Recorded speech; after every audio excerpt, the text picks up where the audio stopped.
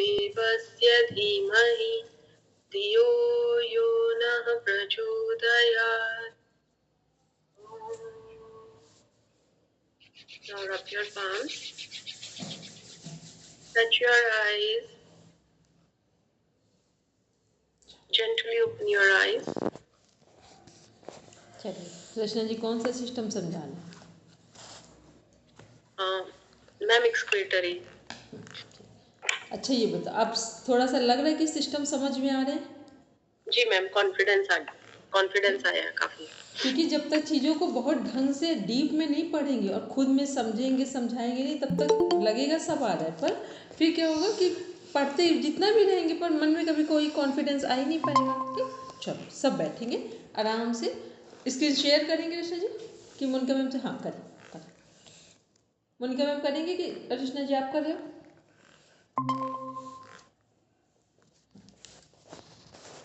चलिए मैम मैं एक्सप्लेन कर रही हूँ, तब तक तो ये रहती है, फिर बाद में मोनिका मैम कर देंगे. हाँ. ये एक्चुअली उनका नहीं है, ये मैंने आज स्टडी किया था तब मैंने ही कोई बनाया भी हो, था. बस उसमें सारी चीज़ लगभग वही आ जाएगी जो आप बोलेंगे. ठीक है चलो. मैम एक्सक्रीटरी सिस्टम, जिसे रीनल सिस्टम भी कहते हैं, इसका मेन काम है बॉडी का पीएच बैलेंस रखना. जब वेस्ट मटेरियल निकलेगा बाहर तो पीएच भी मेंटेन होगा और ब्लड प्रेशर भी मेंटेन रहेगा. इसके मेन पार्ट्स की बात करें तो kidney, ureters, urethra, bladder and nephrons and adrenal glands count करेंगे हम. उसमें सबसे पहले अगर हम बात करें इसमें इसके कंस्ट्रक्शन की, किडनी का कंस्ट्रक्शन, तो सबसे पहले इसकी साइज देखेंगे. इसकी साइज है इसकी जो लेंथ है, लंबाई, वो 12 सेंटीमीटर एंड इसकी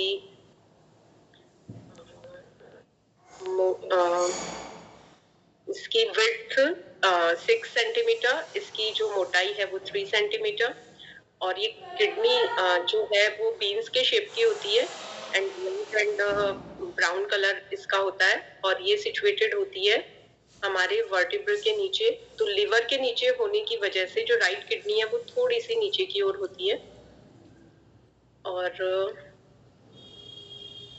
इसमें इसका जो कंस्ट्रक्शन देखें तो जो सबसे इसकी आउटर लेयर है बाहर वाली, रीनल कैप्सूल कहेंगे, और जो इसके अंदर रहेगी वो कहलाएगी,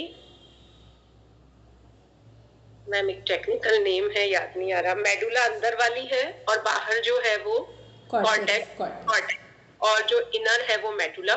उसके अंदर कुछ पिरामिड्स बने हुए हैं लाइक कोन शेप के, और उसमें पूरा एक केशिकाओं का जाल बिछा हुआ है जिसे ग्लोमेरुल्स कहते हैं.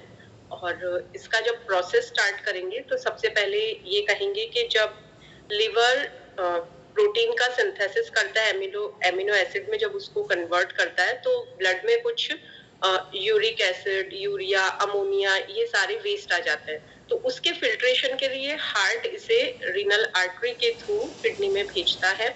वहां सबसे पहले एक्टिव होते हैं ग्लोमेरुल्स, तो वो करते हैं अल्ट्रा फिल्ट्रेशन.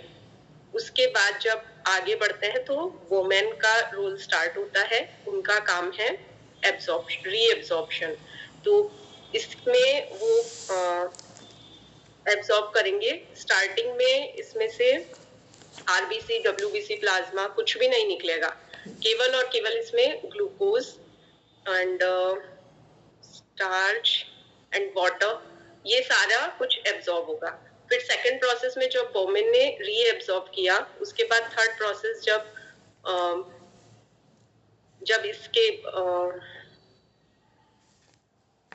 आराम से बोलेंगे, जहाँ लगेगा अपने बात को वहीं चेंज कर देंगे.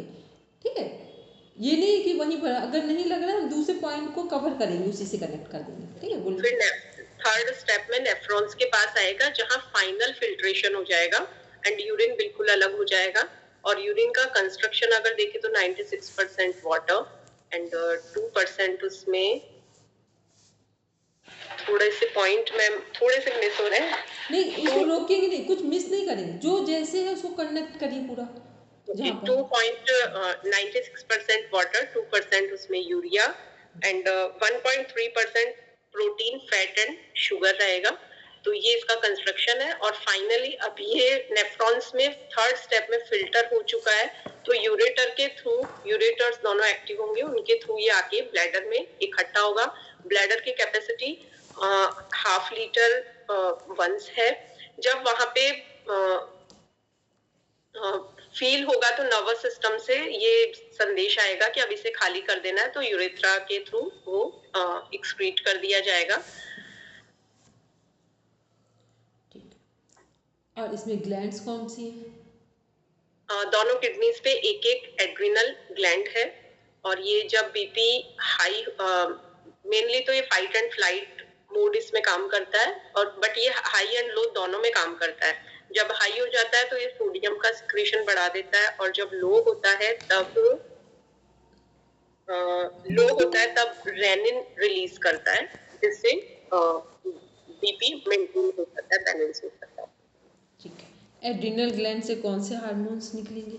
एड्रिनल से एड्रिनलिन एंड कार्टिसोल, ये दोनों नेगेटिव हार्मोन है, स्ट्रेस हार्मोन कहे जाते हैं। और इसमें से कौन सा हार्मोन है जो हमारा साइकोलॉजिकल हार्मोन है?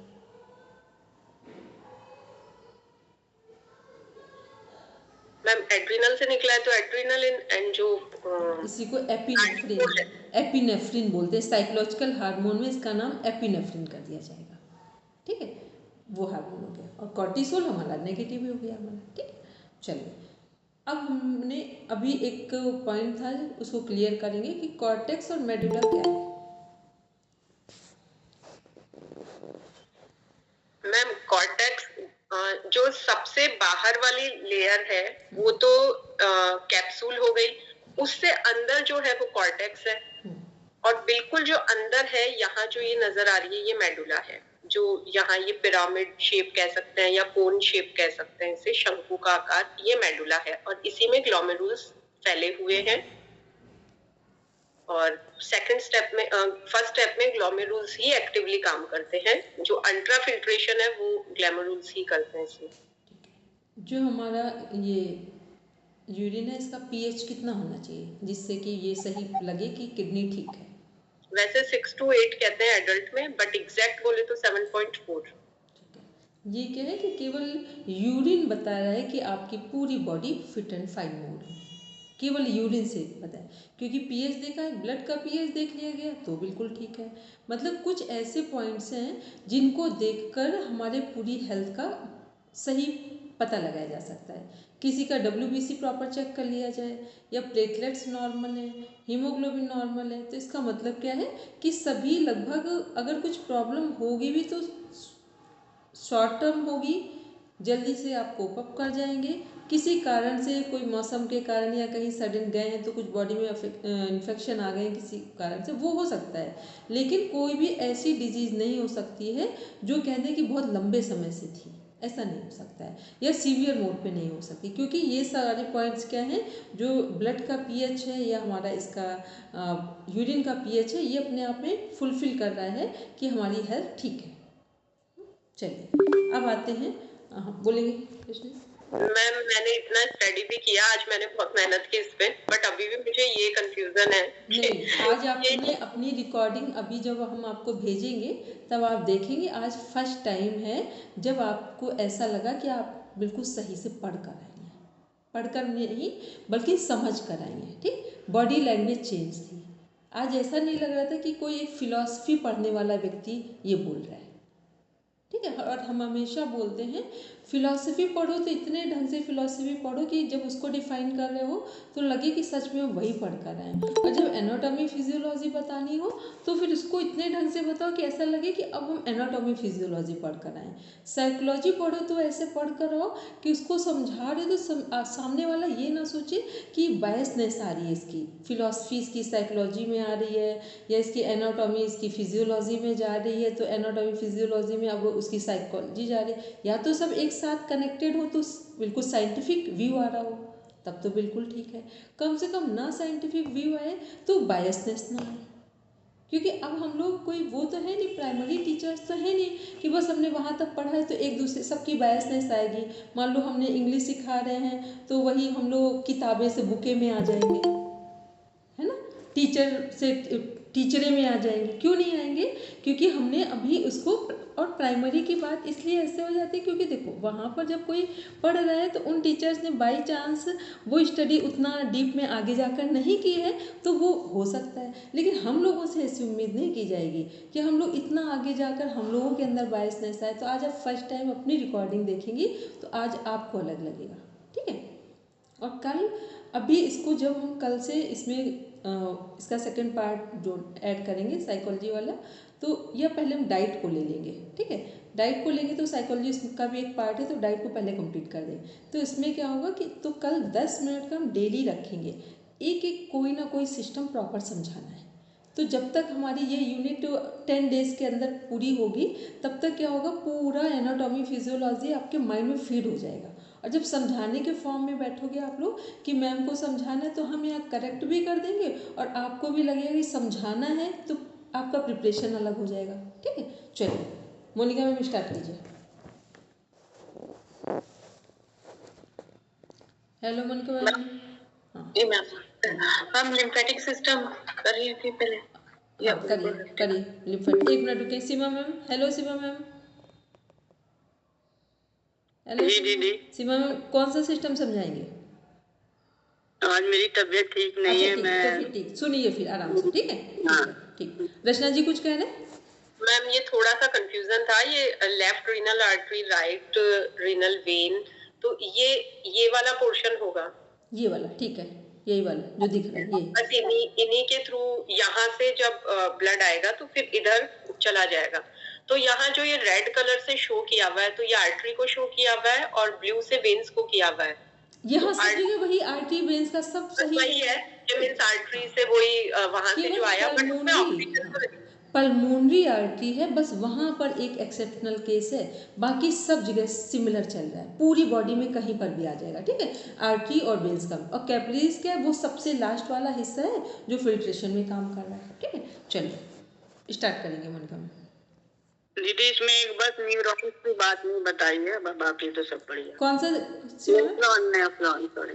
नेफ्रॉन का, अच्छा ठीक है। रचना जी एक उसका कर लीजिए, हमने सबसे पहले इसमें इंक्लूड कर रखा है। नेफ्रॉन क्या है? इसकी सेल है, इसकी सेल है और इसकी स्टडी को नेफ्रोलॉजी कहते हैं, ठीक है।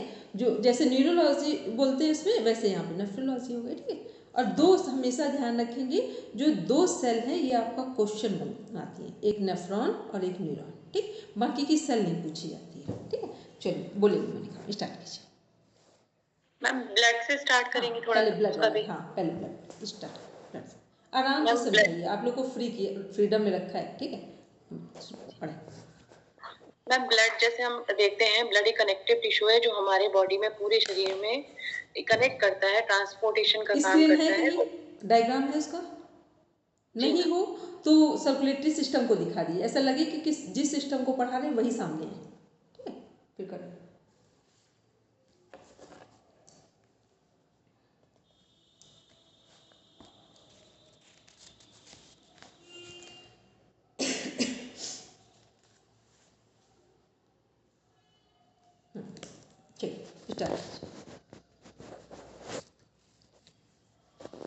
ब्लड का कंपोजिशन है 55% उसमें प्लाज्मा है और 45% हमारे ब्लड सेल्स हैं। तो ब्लड सेल्स को हम पहले ले रहे हैं।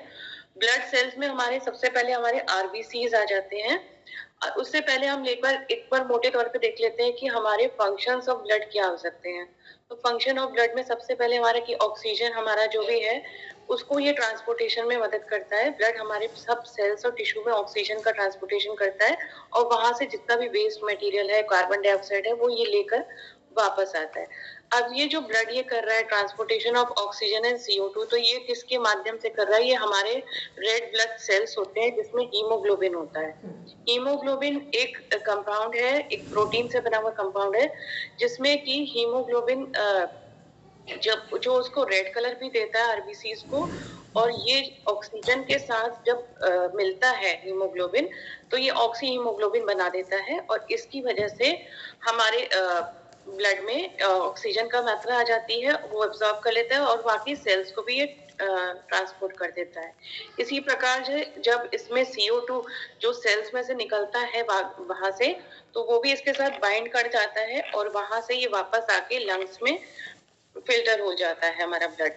तो ये हमारे आरबीसी का हीमोग्लोबिन का हमने कार्य देखा, और हम इसमें देखते हैं कि ट्रांसपोर्टेशन और का फंक्शन के बाद हमारा न्यूट्रिएंट्स भी ब्लड पहुंचाता है सब में, और ये हमारे हार्मोन्स का ट्रांसपोर्टेशन करता है और बॉडी टेम्परेचर को भी रेगुलेशन करता है, जैसे कि पूरे शरीर में सामान्य एक ही तरीके का टेम्परेचर है। ऐसा ना हो कि कोई शरीर का पार्ट हमारा कम गर्म है, कोई ठंडा है, इस तरीके का भी ना हो। तो ये ब्लड के माध्यम से पूरे टेम्परेचर का भी रेगुलेशन हो जाता है, और एंटीबॉडीज का, क्लॉटिंग का, ये सभी कार्य हमारे ब्लड के द्वारा ही हो जाते हैं।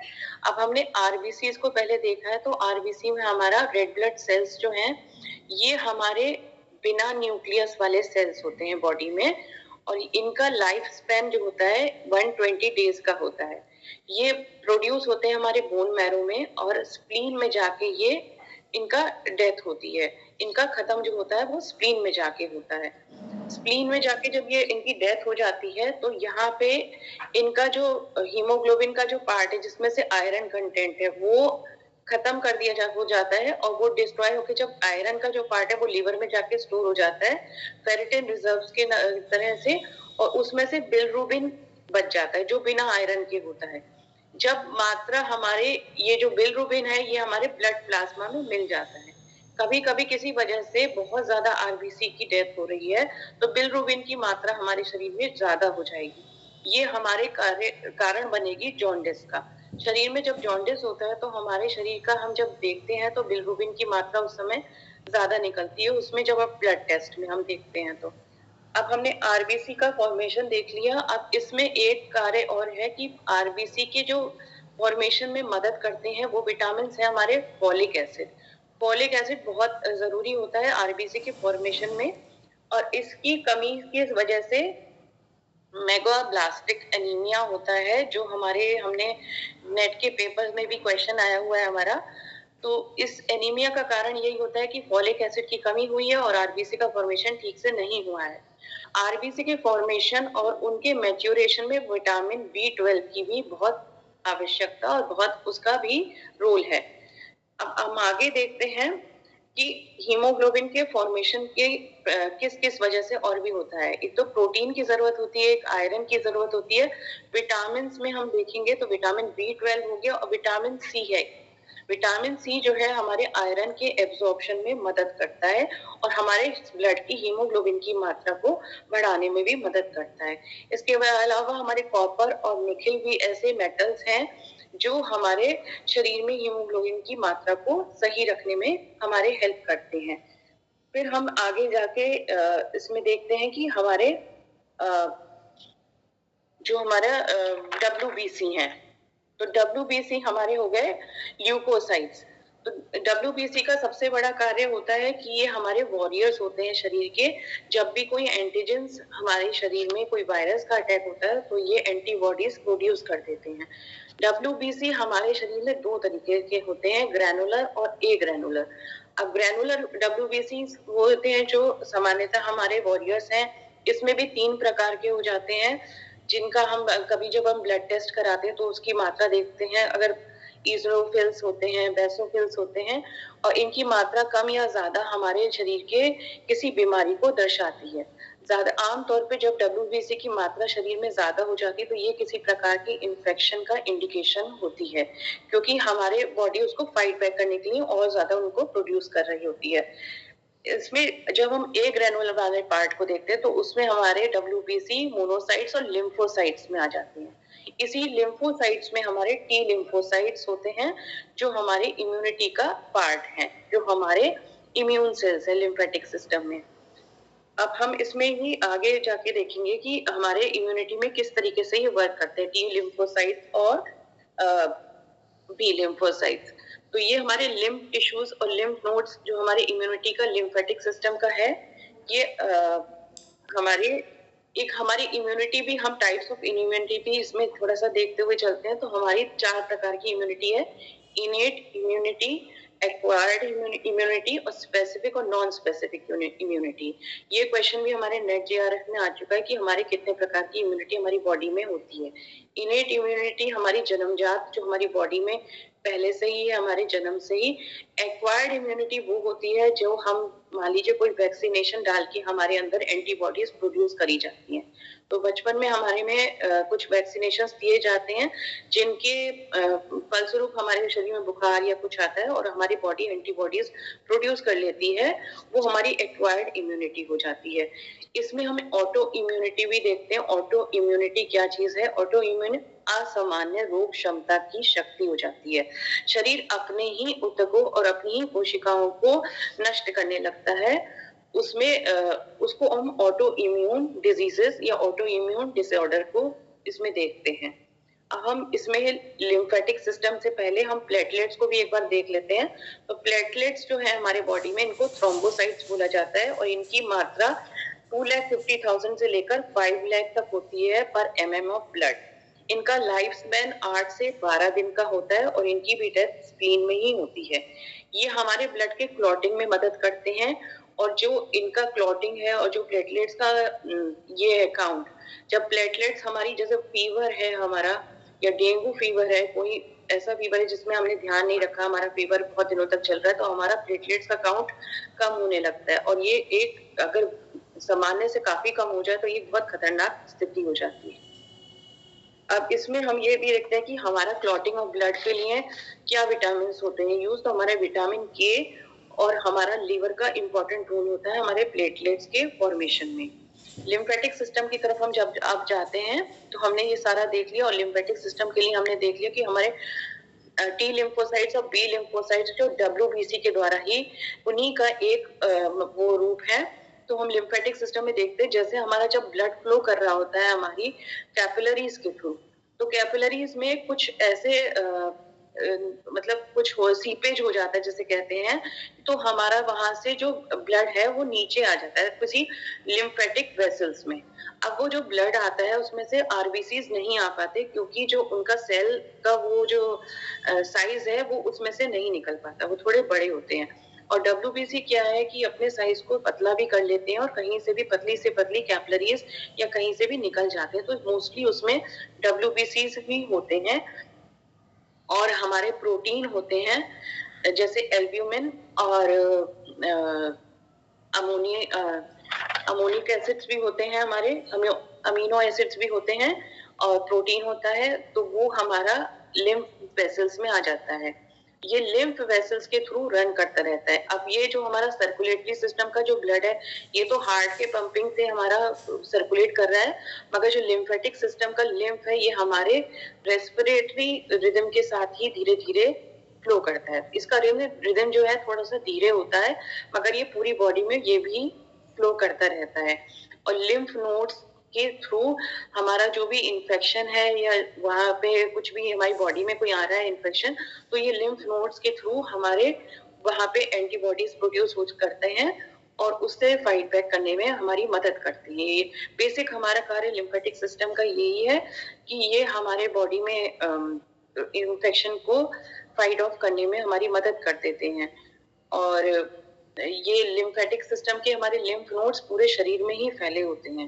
मुख्यतः यहाँ पे हम स्प्लीन को हम देख लेते हैं कि वो सबसे ज्यादा हमारी मदद करते हैं इसमें, और हमारे एडेनॉइड्स होते हैं, टॉन्सिल्स होते हैं, ये कुछ ऐसे मेन नोड्स हैं जहाँ पे हम जिनका हम नाम ले सकते हैं। बाकी ये पूरे शरीर में ही हमारे फैले हुए हैं जिनके द्वारा हमारी इम्यूनिटी की वो होती रहती है।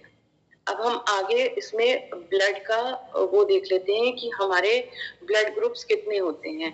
तो ब्लड ग्रुप्स हमारे, एक मिनट, इसमें इनका जो टाइम पीरियड है वो बोलेंगे, इनके नंबर्स बोलेंगे, संख्या कितनी है आरबीसी WBC प्लेटलेट्स की, एक स्वस्थ व्यक्ति में कितनी होनी चाहिए और इनका टाइम पीरियड कितना है, कितने दिन ये सर्वाइव करेंगे। मैम आरबीसी का लाइफ स्पैन करीब 120 डेज का है और ये इनकी मात्रा 5 से 6 मिलियन तक होती है एक स्वस्थ व्यक्ति में पर mm ऑफ ब्लड। WBC हमारे 8 से 10 दिन के लिए लाइफ स्पैन होता है और ये 6000 से लेकर 8000 तक होते हैं पर mm ऑफ ब्लड। प्लेटलेट्स हमारे होते हैं 2,50,000 से लेकर 5 लाख तक होते हैं और इनका लाइफ स्पैन हमारा 8 से लगभग 12 दिन तक का ही लाइफ स्पैन होता है। अब इसमें एक हमारा प्लाज्मा भी है, ब्लड प्लाज्मा। ब्लड प्लाज्मा हमारा ब्लड से थोड़ा डिफरेंट इसलिए है क्योंकि ब्लड प्लाज्मा हमारा liquid component of the blood है। इसमें हमारा वाटर कंटेंट ज्यादा होता है और ये हमारा लिवर के द्वारा प्रोड्यूस होता है। ये हमारे इसमें भी क्लॉटिंग फैक्टर्स होते हैं और एक ये चिपचिपापन जो होता है हमारे ब्लड का, ये उसको प्रदान करता है क्योंकि इसमें बहुत सारे प्रोटीन्स के द्वारा ये बना हुआ होता है। अब इसमें हमने 4 हमारे ब्लड ग्रुप्स हैं। एक पॉइंट और है क्या, जैसे रचना जी का स्टार्टिंग पॉइंट इनकम्प्लीट था, स्टार्ट किया था, वैसे आपका इनकम्प्लीट है। ब्लड में जब भी ब्लड के बारे में बताएंगे तो सबसे पहले ब्लड का डिवीज़न करेंगे। तो ब्लड का डिवीज़न क्या है, हमारा 55% प्लाज्मा है ब्लड में, 45% में WBC RBC प्लेटलेट्स हैं। ठीक, इसको ये प्रॉपर क्वेश्चन भी आ चुका है और उसको देखिए ब्लड का सबसे पहले जिसके बारे में बताने जा रहे हैं उसका डिवीज़न या उसकी सेल या उसके कोई अदर नेम है उनको डिफाइन करेंगे। ठीक, बाकी कंप्लीट अब आगे करेंगे, कंटिन्यू। मैम ब्लड का जैसे हमारा 55% प्लाज्मा है और 45% में हमारे ब्लड सेल्स हैं। अब हमारे 4 हमने ब्लड ग्रुप्स देखे हैं, तो 4 में हमारे A, B और AB होता है और O होता है। ये ब्लड ग्रुप्स क्या है कि हमारे जो ब्लड के सेल्स हैं जो जिस व्यक्ति में उनका एक की उपस्थिति होती है, एक उनके सेल्यूलर मेम्ब्रेन की उपस्थिति होती है और दूसरे की अनुपस्थिति को दर्शाता है। जब हमारे पास A है तो A के पास B वाला जो है वो जो एंटीजन है वो उसके पास वो नहीं है, इसीलिए वो केवल ब्लड दे सकता है A को और AB को और रिसीव कर सकता है वो A से और O से। B हमारे पास है जब, तो B के पास A एंटीजन नहीं है तो वो केवल B और AB को दे सकता है और रिसीव कर सकता है B और O से। O हमारा यूनिवर्सल डोनर है जो सबको दे सकता है मगर ले वो सकता है सिर्फ O से। AB हमारा यूनिवर्सल रिसीवर है जो सबसे ले सकता है मगर वो दे ब्लड सकता है सिर्फ AB ब्लड ग्रुप को। एक बार इसको रिवीजन करिए, रिवाइज कर दीजिए। जी मैम, ये क्या है कि हमारे कुछ एंटीजेंस होते हैं हमारे सेलुलर मेम्ब्रेन में ब्लड की, तो किसी की उपस्थिति और किसी की दूसरे की अनुपस्थिति की वजह से डिफरेंट ब्लड ग्रुप्स हैं हमारे। तो जब हमारे पास A ब्लड ग्रुप का कोई व्यक्ति है तो उसके पास B एंटीजन नहीं है, तो इस वजह से वो B वाला ब्लड ग्रुप के व्यक्ति का ब्लड अपने में नहीं एक्सेप्ट कर सकता। वो सिर्फ एक्सेप्ट कर सकता है A वाला ब्लड ग्रुप से ब्लड या फिर O वाले डोनर से जिसका O है ब्लड ग्रुप, मगर वो दे सकता है A को भी और AB वाले ब्लड ग्रुप को। सिमिलरली हमारे पास B जो है वो दे सकता है B और AB को और ले सकता है सिर्फ B और O से। AB जब हम देखेंगे तो AB हमारा यूनिवर्सल एक्सेप्टर है।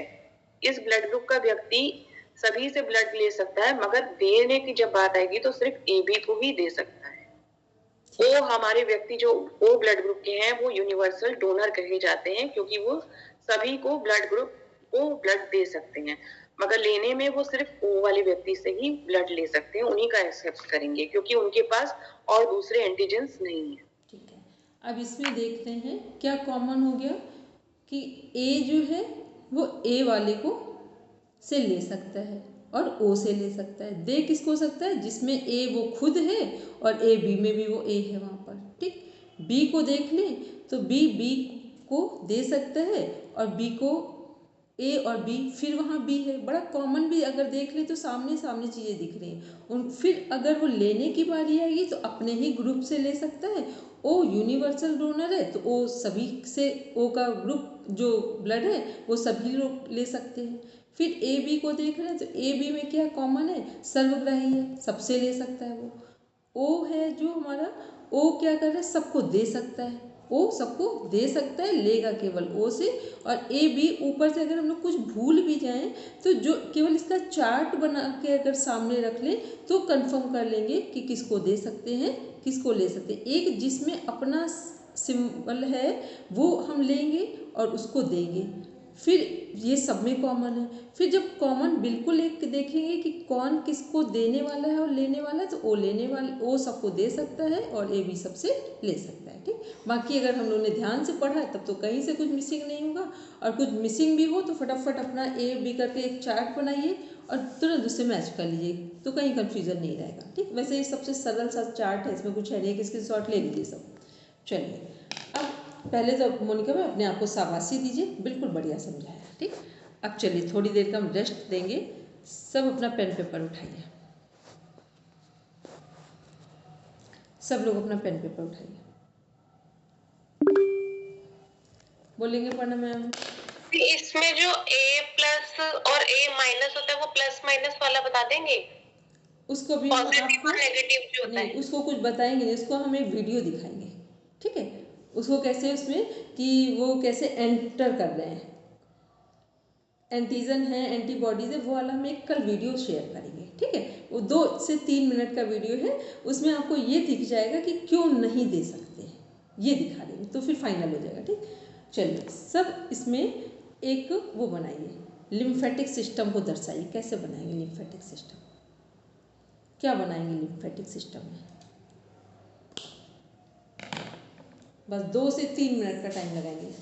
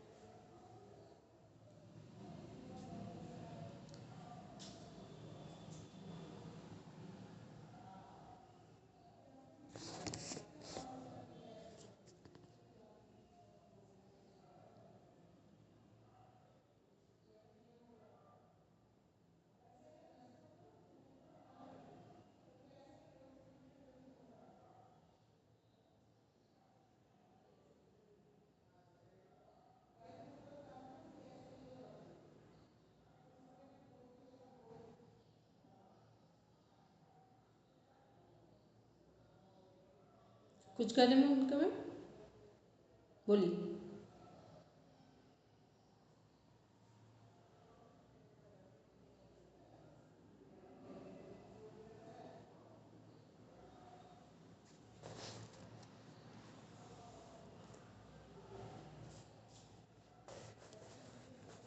जी मैम।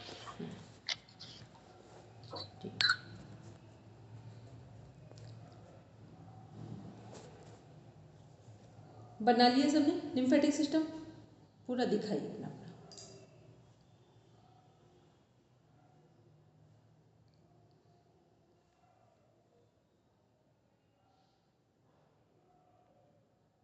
ठीक है, इसका भी एक स्क्रीनशॉट सब भेज देंगे मेरे ग्रुप में, ठीक।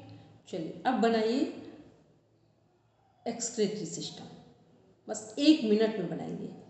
हाँ ठीक है, सीमा में आपका सही होगा। एक्सक्रीटरी सिस्टम बनाइए रिंग, बस 1 मिनट का टाइम लेंगे, फास्ट बना दीजिए और उसके हार्मोन्स को भी मेंशन कर दीजिए। 1 से 2 मिनट टाइम लीजिए, हार्मोन्स के साथ उसको बनाइए।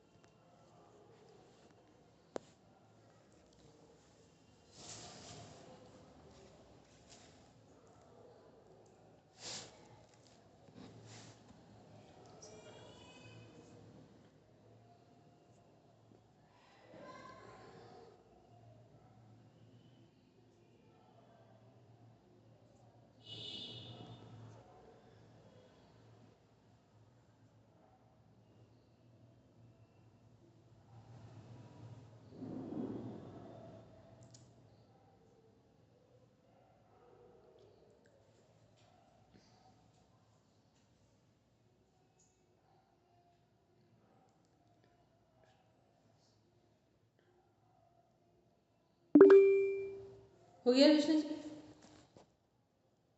ठीक, चलिए अब बनाइए नर्वस सिस्टम।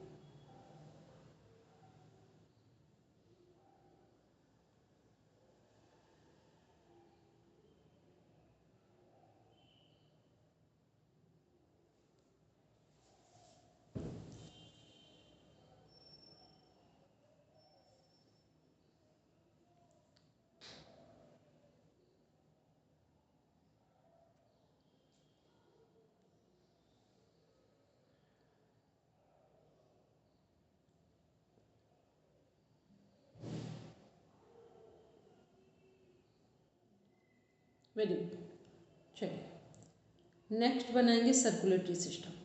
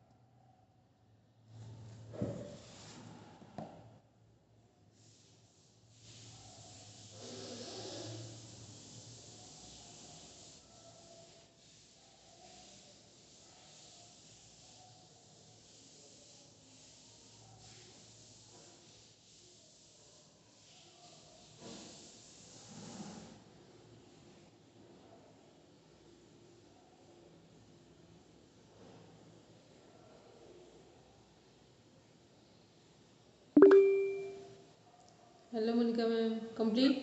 दीदी। हाँ बोलिए। हेलो।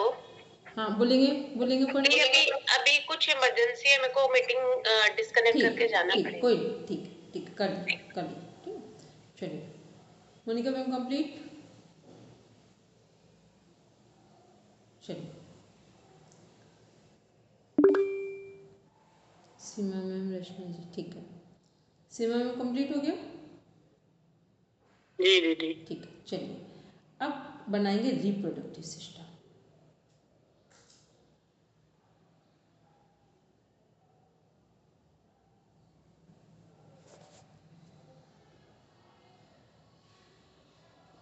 बस इसके बाद मोनिका मैम रिप्रोडक्टिव सिस्टम को समझाना है।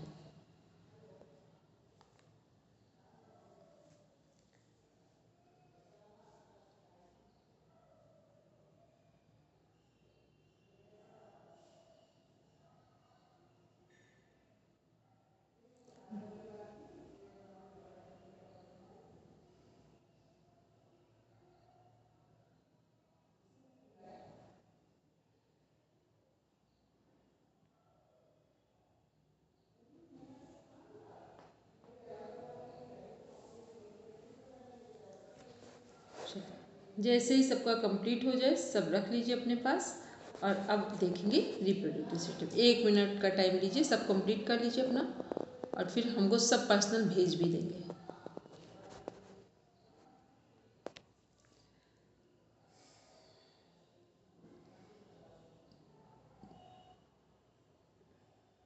और नीचे करिए मोनिका मैम। नहीं, स्टार्टिंग का दिखे जो हेडिंग है इसकी, रिप्रोडक्टिव सिस्टम।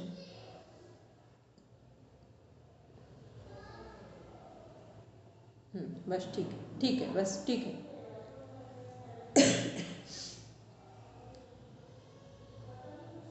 बस रोक दी, स्टॉप कर, स्टार्ट कीजिए मोनिका मैम।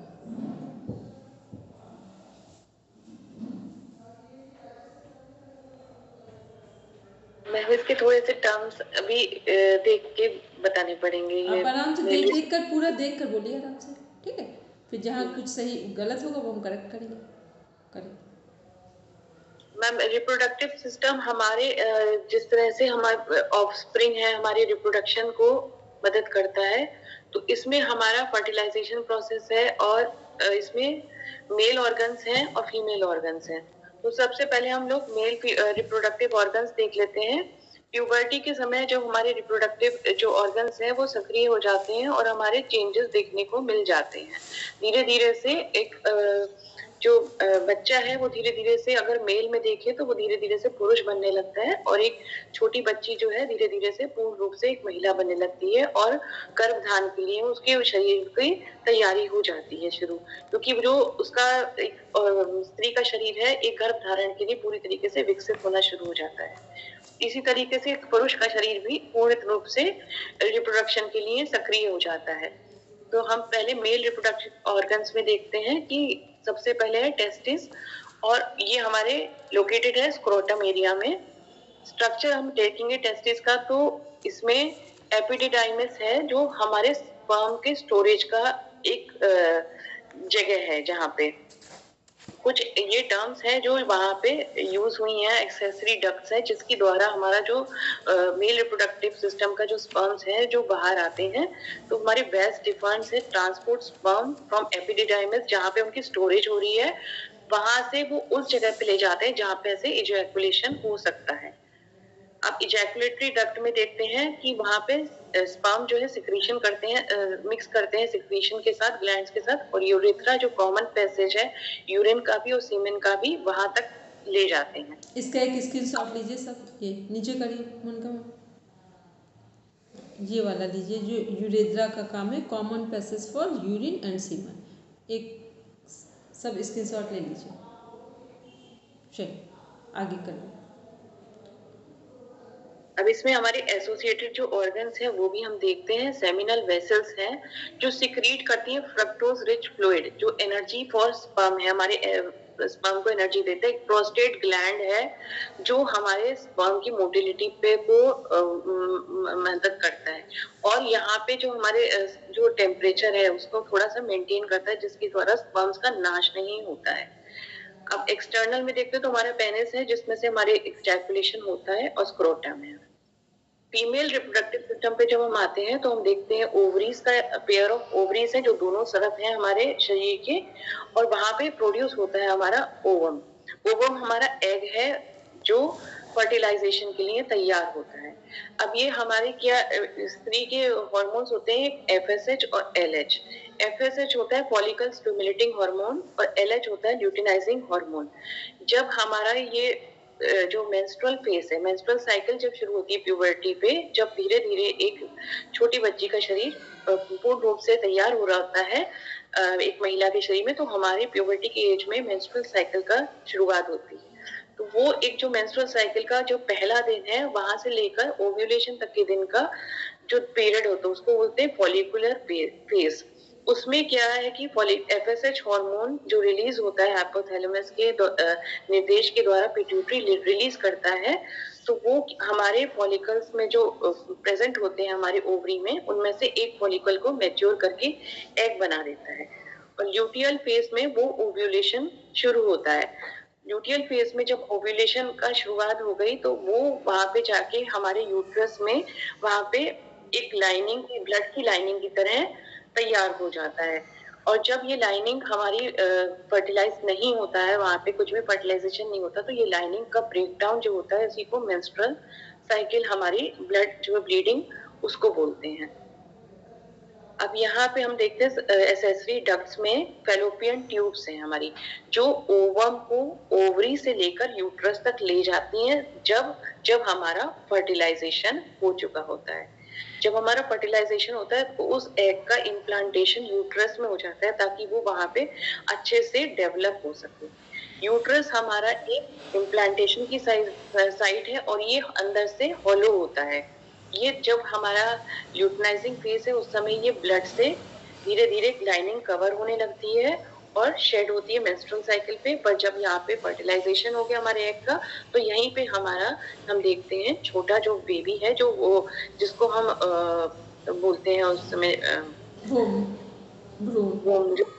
तो वहां पे डेवलपमेंट यहीं पे शुरू होता है। यहाँ पे एक सर्विक्स है जो ओपन करती है एक्सटर्नल फीमेल ऑर्गन वेजाइना में। वेजाइना हमारी बर्थ कैनाल है और ये हमारे स्पर्म को भी रिसीव करती है इंटरकोर्स में। अब एक्सटर्नल हमारा ऑर्गन्स है ये सारे, इसमें मुख्यतः हमारा है एक बर्थोलिन ग्लैंड। ये बर्थोलिन ग्लैंड जो है हमारे फीमेल रिप्रोडक्टिव ऑर्गन को सेफ रखता है, मतलब वहाँ का जो पीएच लेवल है उसको सही रखता है और वहाँ पे एक एंटीसेप्टिक एनवायरनमेंट भी क्रिएट करता है कि वहाँ पे कुछ भी इन्फेक्शन ना हो। तो ये अपने आप से ही प्राकृतिक द्वारा किया गया एक सिस्टम है। ये हमारा एक्सोक्राइन की तरह ग्लैंड है क्योंकि ये वहीं पे हमारे सिक्रीशन कर रहा है। और हमारे दूसरे हैं यहाँ पे मेमोरी ग्लैंड्स। मेमोरी ग्लैंड्स जब वर्क करते हैं जब हमारे after delivery after child birth जो है मिल्क सिक्रीशन में मदद करते हैं। मेंस्ट्रुअल साइकिल में हम देख लेते हैं कि हमारा मेंस्ट्रुअल साइकिल 1 से 5 दिन तक का होता है। इसमें फॉलिकुलर फेज होती है। इस फॉलिकुलर फेज में एस्ट्रोजन हमारा हार्मोन है जो फीमेल का, ये इसका राइज होता है। ये इस समय अपने अच्छे लेवल पे राइज हो जाता है और फॉलिकल को मैच्योर करने में ये जो एस्ट्रोजन का लेवल जब राइज हो गया तो फॉलिकल को मैच्योर करने में इसको मदद मिलती है।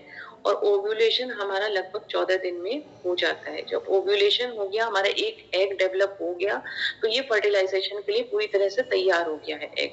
अब इस बीच में अगर फर्टिलाइजेशन हो जाता है तो वो इम्प्लांट हो जाएगा हमारे यूट्रस में, और अगर नहीं होता है तो हमारे जो ल्यूटियल फेज की जो हमारी लाइनिंग बनी है यूट्रस में वो शेड हो जाएगी और ये एग हमारा वहां पे उसमें से निकल के खत्म हो जाएगा। ओव्यूलेशन में हमारा release of ovum from ovary हो गया और ल्यूटियल फेज में हमारा 15 से 28 दिन में कॉर्पस ल्यूटियम। कॉर्पस ल्यूटियम वो चीज है जो हमारे यूट्रस के अंदर ब्लड की लाइनिंग को कहा जाता है और इसमें से हमारा प्रोजेस्टेरॉन हार्मोन रिलीज होता है। जब हमारा फर्टिलाइजेशन हो गया तो ये जो प्रोजेस्टेरॉन हार्मोन है ये हमारे महिला के शरीर को पूरी तरीके से एक मातृत्व की तरह के लिए तैयार करता जाता है। धीरे धीरे वो लाइनिंग मोटी होती जाती है सतह, और प्रोजेस्टेरॉन की वजह से धीरे धीरे महिला का शरीर में जो गतिविधियां हैं वो धीरे धीरे से उसकी तरह से तैयार होने लगती हैं जो गर्भधान के लिए पूरी तरीके से जरूरी है। मतलब उसमें चेंजेस होने लगेंगे, उसकी जो मतलब एक जो पैरासिम्पैथेटिक सिस्टम है वो भी थोड़ा सा सक्रिय हो जाता है, वो धीरे धीरे उसका कार्य होने लगता है, शुरू हो जाता है और वो एक मतलब काम और पीसफुल वाले उसमें मोड में आ जाती है। और फर्टिलाइजेशन नहीं होता है तो कॉर्पस ल्यूटियम डीजेनरेट हो जाता है और मेंस्ट्रुअल साइकिल शुरू हो जाती है। अब फर्टिलाइजेशन में हम देख लेते हैं कि क्या होता है कि स्पर्म और ओवम का जो मिल जाते हैं तो एक जाइगोट बनता है, जो सबसे पहले जो शुरू में बेबी का फर्स्ट वो कहा जाएगा तो जाइगोट है वो, क्योंकि वो एक सिंगल सेल से ही डेवलप हो रहा है। अब जाइगोट हमारा एम्ब्रियो बनता है, फिर उसको फीटस बोलते हैं जो यूट्रस में इम्प्लांट हो जाता है। प्लेसेंटा हमारी उसमें जो मदर और बेबी को कनेक्ट करती है उसको बोलते हैं प्लेसेंटा। जेस्टेशन पीरियड हमारा पूरे प्रेगनेंसी का पीरियड है और प्रोसेस ऑफ चाइल्ड बर्थ है हमारा triggered by the oxytocin hormone. Oxytocin hormone हमारा जब रिलीज होता है पोस्टीरियर पिट्यूटरी से तो ये हमारे यूट्रस की लाइनिंग के शेड में भी वर्क करता है और सिमिलरली ये हमारे बेसिकली कॉन्ट्रैक्शंस देता है यूट्रस में, जिसकी वजह से वहां पे से अगर जब चाइल्ड बर्थ होती है तो वो चाइल्ड बर्थ हो जाती है और ये अगर नहीं होता तो हमारे वो लाइनिंग शेड हो जाती है।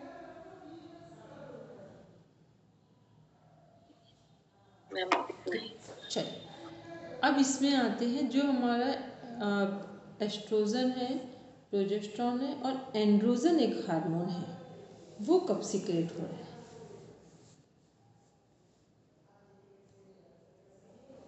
मैम एंड्रोजन तो मेल हार्मोन है, पर ये फीमेल में कब काम करता है? एंड्रोजन जब हमारे फीमेल में दोनों तरीके के हार्मोन होते हैं, एंड्रोजन भी होता है और ये हमारे एस्ट्रोजन प्रोजेस्टेरॉन भी होते हैं। अब जब हमारा अगर कुछ भी हार्मोनल में डिसबैलेंस हो गया है तो हमारा एंड्रोजन कभी कभी इंक्रीज हो जाता है। इसी वजह से हम देखते हैं कि कुछ फीमेल्स में फेशियल हेयर या वॉइस की उनकी थोड़ी सी भारी वॉइस हो जाती है, तो ये सब हार्मोनल डिसबैलेंस की वजह से होता है। थोड़ी सी मात्रा में एंड्रोजन हमारे शरीर के लिए भी जरूरी है, क्योंकि अगर वो नहीं होगा तो हम पूरी तरीके से बहुत ही ज्यादा फीमेल कैरेक्टरिस्टिक्स वाले हो जाते हैं कि मतलब हमें बिल्कुल भी जो एक मेल में होता है हार्मोन का एंड्रोजन का, वो मेल के कैरेक्टरिस्टिक्स को थोड़ा बहुत मतलब प्रभु की ऐसी वो है कि थोड़ा बहुत बैलेंस दोनों में हो, मतलब स्त्री का शरीर जैसे कहा जाता है हमारे उसमें कि दोनों शरीर एक ही में है, तो वो इसी तरीके से शायद कहा गया है कि दोनों हार्मोन एक में है ताकि दोनों का बैलेंस भी रहे। अगर हम एक ही तरीके से हार्मोन फीमेल का ही रहेंगे तो पूरी तरीके से हम मतलब फीमेल वाले कैरेक्टरिस्टिक्स के ही रह जाएंगे। हमें नेतृत्व की भावना, हमें थोड़ी सी लीडरशिप क्वालिटीज भी आनी चाहिए, हमें निडरता की भावना, वो सब हमारा ये एंड्रोजन मदद करता है। सिमिलरली मेल्स में भी थोड़ा सा फीमेल वाले हार्मोन्स होते हैं, तो कभी कभी वो जब ज्यादा हो जाते हैं तो हम देखते हैं कुछ मेल्स की कैरेक्टरिस्टिक्स हमें दिख जाते हैं या होते हैं इस तरीके से कि उनके कुछ मेमोरी ग्लैंड्स भी डेवलप कर जाते हैं या फिर उनकी कुछ वॉइस या कुछ उनका डेवलपमेंट स्लो हो जाता है। तो ये दोनों तरीके से, क्योंकि जो एंड्रोजन है हमारा वो क्या है कि जब जब फीमेल में जैसे हेयर ग्रोथ है तो ये भी दर्शा रहा है कि ओवरीज में सिस्ट डेवलप हो रहे हैं, फाइब्रॉइड्स आ रहे हैं।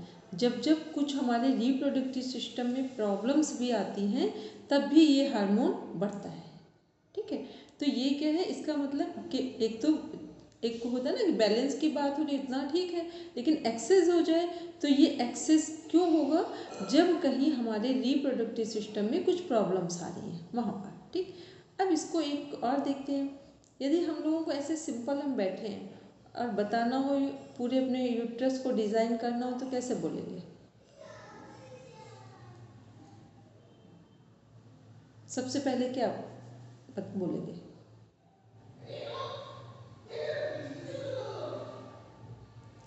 यूट्रस होगा, यूट्रस के नीचे फेलोपियन ट्यूब्स होंगे, फेलोपियन ट्यूब्स के नीचे ओवरीज होंगे, ओवरीज का फिर उसके बाद जो एक हमारा ऐसे शेप में आ रहा है जो वजाइना का, तो उसका जो पहला वजाइना से नीचे ऊपर का पार्ट क्या होगा? सर्विक्स होगा, जो साइड वाला सर्विक्स हो गया। उसकी जो वॉल हो गई एंडोमेट्रियम वॉल हो गई, जो दीवार है उसकी जहाँ पे थिकनेस आ जाती है। फिर नीचे जो पार्ट है जहाँ से हमारा यूरिन भी पास हो रहा है, ठीक है, और हमारा मेंसेस सर्कल जो वो भी ब्लड भी उसी के साथ आ रहा है, तो वो सब क्या हो गया? वो वेजाइना वाला पार्ट हो गया। ठीक, इन्फेक्शन कहाँ कहाँ आते हैं? इन्फेक्शन कहाँ कहाँ आएंगे रिप्रोडक्टिव सिस्टम में? मैम सर्विक्स में आ सकते हैं। और सबसे पहला इन्फेक्शन कहाँ आता है?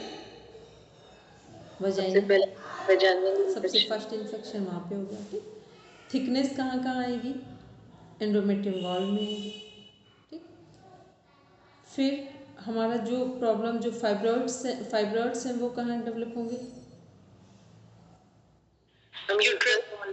यूट्रस में। और सिस्ट कहाँ डेवलप होंगे? ओवरीज में। सबसे अधिक कौन सी प्रॉब्लम है जिसके कारण हम बेबी को कंसीव नहीं कर पाने में दिक्कत होती है? कौन सी प्रॉब्लम सबसे मेजर प्रॉब्लम में है? और सब प्रॉब्लम तो नॉर्मल टैकल की जा सकती, कौन सी ऐसी प्रॉब्लम है जिसमें बेबी को कंसीव करना थोड़ा क्रिटिकल हो जाए? No egg production. और मैम ट्यूब्स की ब्लॉकेज है, फेलोपियन ट्यूब्स की ब्लॉकेज। ठीक, और इसमें एक चीज़ और भी कि ट्यूब्स की ब्लॉकेज में यदि एक ब्लॉकेज है तो भी बेबी को कंसीव किया जा सकता है।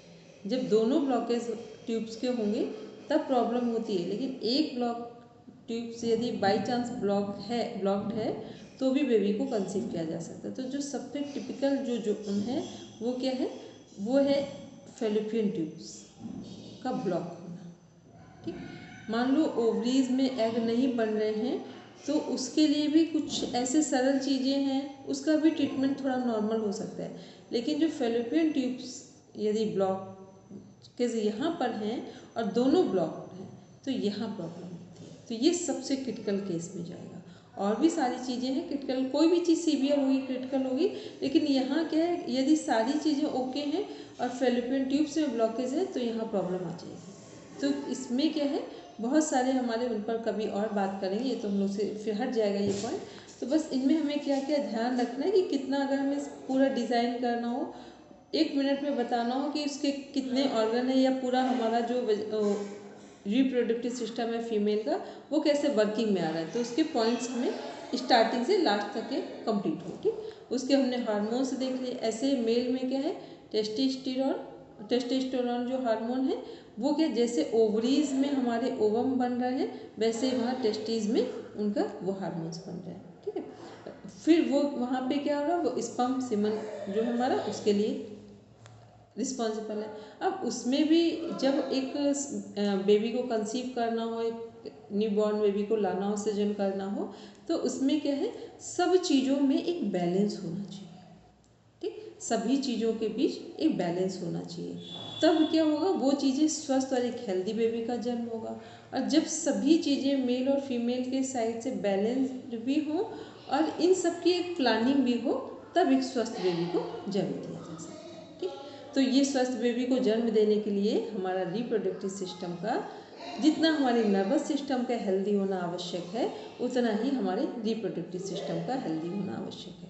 और जो हमारा नर्वस सिस्टम है वो इससे प्रॉपर कनेक्टेड है, क्योंकि जो हम सोच रहे हैं जो उसका प्रभाव भी हमारे यहाँ पर पड़ रहा है। ठीक है, तो नर्वस सिस्टम क्या है, क्योंकि ब्रेन क्या है, हमारा CPU है पूरा नर्वस सिस्टम बॉडी का, तो उसका पूरी कनेक्टिविटी है।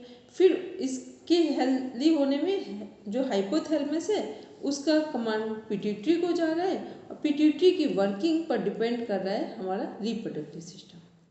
तो वहाँ पर क्या है कि बहुत सारी चीज़ें तो उसी के अकॉर्डिंग हेल्दी हो जाती है। क्योंकि कई बार कोई ऐसा नहीं कि कोई किसी का स्टार्टिंग से ही फैलोपियन ट्यूब्स बंद है, कई बार होता है बहुत सारे स्ट्रेस के कारण भी बंद हो जाते हैं।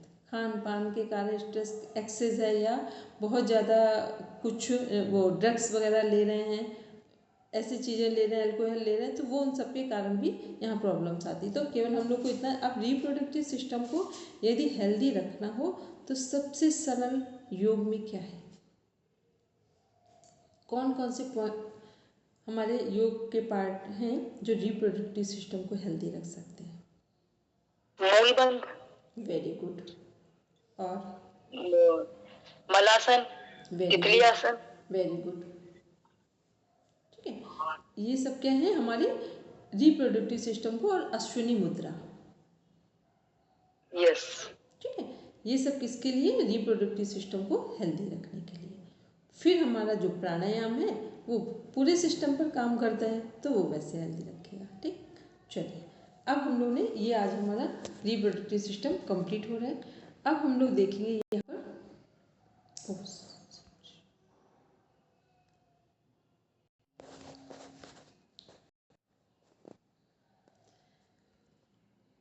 अब इसमें आज एक काम करना है, कुछ हम वीडियोस छोटी छोटी सी हम शेयर, मैम आपका म्यूटेड है, कुछ हम वीडियो शेयर करेंगे, उसको आप लोग देखेंगे। ठीक, 10 मिनट्स हमने रखा है सबके लिए, सारे सिस्टम को सब पढ़ के बैठना, बिल्कुल इतना अच्छे से रेडी होकर बैठना कि हम 10 मिनट्स में सिस्टम का टेस्ट देंगे। और किसके साथ देंगे, पूरा स्क्रीन शेयर मन में सारे अपने पास रखना। तो जो भी जिसको भी कोई सिस्टम डिफाइन करना होगा स्क्रीन आप शेयर कर देना। ठीक, और पूरा इतना अच्छे ढंग से करके रखना कि एक भी पॉइंट मिस ना हो। मोनिका मैम आपका वर्क क्या है वो उसको आप लिख लीजिए। आपको सारे सिस्टम वाइज डिजीज को का नोट्स बना के रखना है। ठीक, वो आप गूगल से सर्च कर लेना, सभी सिस्टम में जो ऑर्गन्स है पहले सिस्टम वाइज रख लेना, तो वहीं पर डिजीज सारी आ जाएंगी आपकी। ठीक है, वो ये आपका काम हो गया। रचना जी आपका काम क्या है, कि जितने हमारे सिस्टम हैं उनका एक चार्ट बनाएंगे योग का, ठीक, ओवरऑल सिस्टम वाइज बनाएंगे 11 सिस्टम में, कि हमारे इनका चार्ट क्या हो कि कैसे 11 सिस्टम को योग में हेल्दी रखा जा सकता है, उसका चार्ट आप बनाएंगे। फिर मोनिका मैम और रचना जी इसको मर्ज कर देंगे जाकर, ठीक, चार्ट बनाएंगे फिर इसको मर्ज कर देंगे। मर्ज कैसे करेंगे? सिस्टम, डिजीज और योग की प्रैक्टिस, ऐसे करके इसको मर्ज कर देंगे, ठीक। ये काम आज ही आप लोग आज से कल 12 बजे तक करके रख लेंगे, ठीक है। अब कल हम लोग पढ़ेंगे डाइट के बारे में, बस 3 डेज का पढ़ेंगे। डाइट में बहुत लंबा टाइम नहीं, उसमें ड्यूरेशन नहीं देंगे। फिर साइकोलॉजी को थोड़ा टाइम देना पड़ेगा, क्योंकि डाइट का आप लोग लगभग पढ़ चुके हैं और बहुत सारी डाइट जो हमारी जितनी यौगिक डाइट है वो लगभग एक हम लोग ने पढ़ रखा है। जो हमारे मॉडर्न डाइट के कंपोनेंट्स हैं उनको का मतलब 3 डेज में हम लोग उसको पूरा कवर करेंगे, ठीक है। और उसी में जहाँ डाइट को कवर करेंगे वहाँ पर ये जो हमारे सिस्टम हैं उनको ऐड कर लेंगे, ठीक। ये जब हम पढ़ाएंगे उसी के साथ ऐड कर लेंगे, ताकि एक बहुत स्ट्रॉन्ग चार्ट बना हो, सिस्टम, हमारे डिजीज, योग और डाइट, कंप्लीट चार्ट, ठीक। तो ये पढ़ते पढ़ते ही कंप्लीट कर लेंगे तो ये सभी जगह कनेक्ट हो जाएगा, ठीक है। चलिए अब हम